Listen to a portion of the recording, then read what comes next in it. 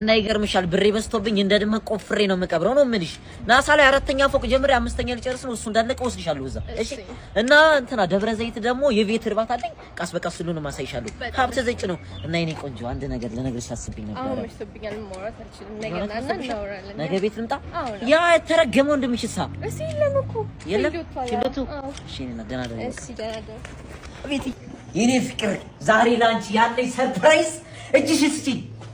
የኔ ፍቅር ይሄንን ህይወት አብረን እንድንኖርና ዓለምን በሙሉ እንድታሳመሪኝ እስካሁን ስጓጓ ነበር ከዚህ በኋላ